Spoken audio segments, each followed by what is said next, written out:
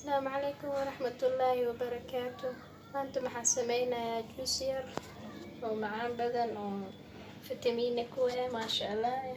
Inta waxaa ku haystaa hal xabo avocado, afar xabo passion iyo jab oo beetroot, hal xabo moos iyo laba xabo oo karooto iyo koob haafkiis oo sokor ah. Intana waxaan ku haystaa buskut shiido kushiidana waa kana waa soo jarjara markaas isku soo noqonayna insha Allah. waa kana waa soo jarjara fruitkii haddana mashiinkan ku shubaaya waan shiidaya.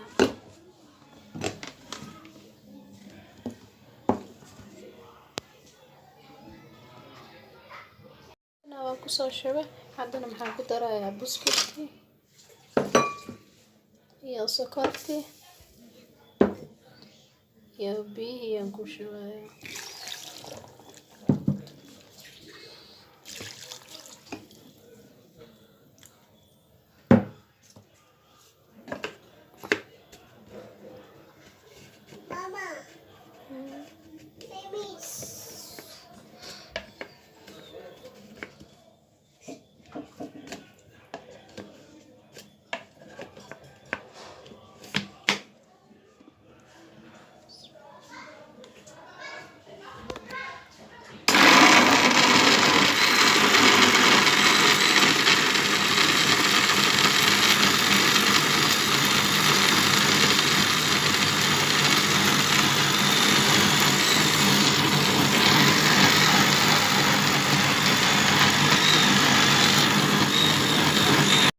kana waa soo shiiday haddana hadda waan miirayaa.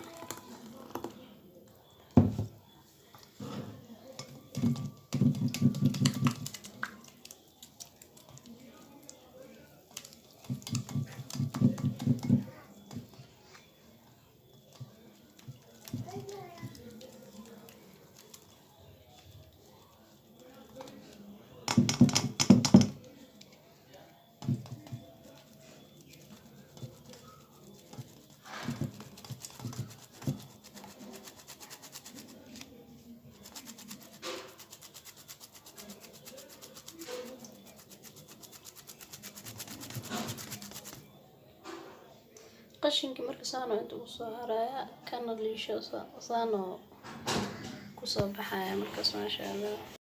waa kana juicekan saano noogu soo baxay maasha Allah, dhiiq macaantiisa wax walba maasha Allah waaye. xaggana maxaa ku soo sharxay moos sidaa rabtid any fruit markaas ay haysatid aa korka ugu sharxa kartaa, haddii rabtidna waaba ka dhaafi kartaa. wixii sharxatid leh waa indha u roon ma wax la sharxa marka saano noogu soo baxay maasha Allah. waxaan rajeynaa inaad ka hesheen cabitaankeena macaanta ka badatay maasha Allah. saasa idinka iga tagaya haddaad nagu cusubto idin soo dhaweynaa soo dhawaada. kii hore noola joogi jirin maxaa leeyahay waa mahadsantihiin dhammaantiin, waa mahadsantihiin. commentiga quruxda badan aa ii soo qorteen mar walba waa ku mahadsantihiin walaalahaygi. shukran jazakallahu khayr. waxaan idin leeyahay inta igu cusubna waxaan leeyahay waa mahadsantihiin dhammaantiina. haddii aa nagu cusub tahay subscribe, like, share dhammaantiin. assalaamu calaykum waraxmatullaahi wabarakaatuh.